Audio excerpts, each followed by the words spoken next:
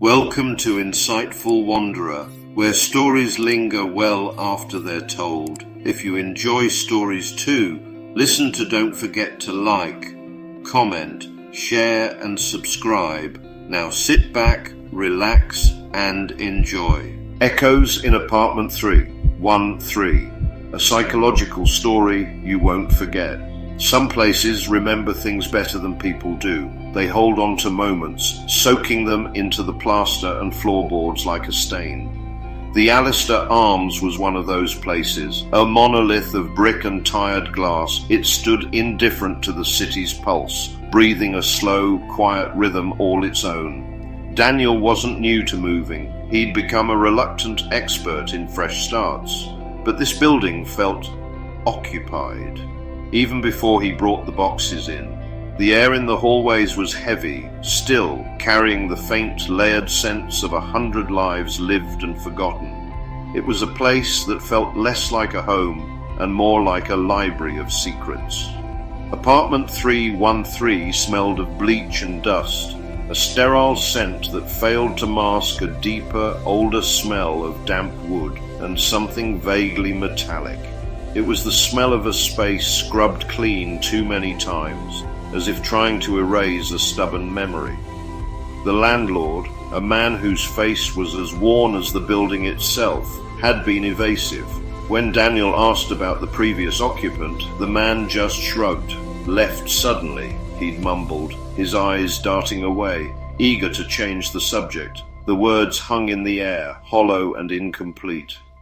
That first night, surrounded by the ghosts of his unpacked life, Daniel heard a knock. 3 soft taps, rhythmic, deliberate. Not on the door, on the inside wall beside his bed.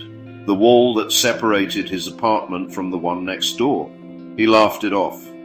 A new neighbor, maybe, or just the groans of an old building settling into the cold night. Old pipes, thin plaster. He had a rational explanation for everything. But every night the knocks came later, creeping deeper into the silence. The second night it was 1:12 a.m. The third, 2:03. Always 3 taps, a patient, persistent signal from the other side of the plaster. On the 4th night, determined to demystify the sound, he recorded it.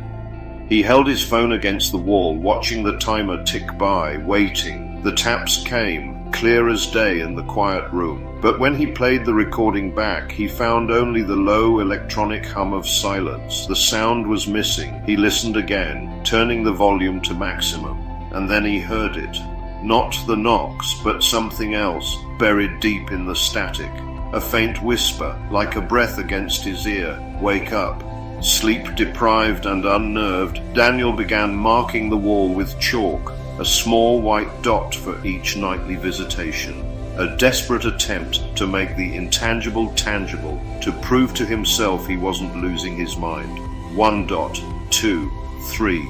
A week's worth of sleepless nights charted in a neat vertical line. By the 7th mark, as he drew the dot for 3:13 a.m., he noticed something impossible. The previous dots, the ones he'd drawn with such precision, were smudged. Not wiped away, but blurred, as if a thumb had been pressed against them from the other side of the wall. The next day, he finally confronted the landlord again, his voice tight with exhaustion and fear. The man frowned, annoyed by the interruption, and reluctantly pulled a dusty folder from a filing cabinet. Apartment 313 has been empty for years, he muttered, flipping through brittle pages. Sealed, according to these records. Maintenance issue. He wouldn't elaborate. He then pointed a grimy finger at a line on the current tenant log. You're registered in 315. Daniel laughed, a sharp, incredulous sound. It was absurd. His lease clearly stated 313. His key, the one the landlord himself had given him, fit the lock perfectly. But when he returned to his floor, a cold dread washed over him. The number on his door had changed. The familiar tarnished 313 was gone, replaced by a freshly painted 315. The black paint was still wet, glistening under the dim hallway light. Inside, the air was thick with the chemical smell of plaster. The wall beside his bed, the one with his chalk marks, was now a smooth blank slate. The dots were gone, buried under a fresh, damp patch. That night there were no knocks. The silence was somehow more terrifying. Compelled by an instinct he couldn't name, Daniel pressed his ear against the new plaster, and he heard it, a soft rhythmic sound, the sound of breathing. It was slow, steady, and perfectly in sync with his own. His heart hammered against his ribs. He whispered to the wall, the words barely escaping his lips, "Who are you?" The answer came back instantly, not as a sound travelling through the wall, but as a thought blooming inside his own mind, a soft, final echo. You.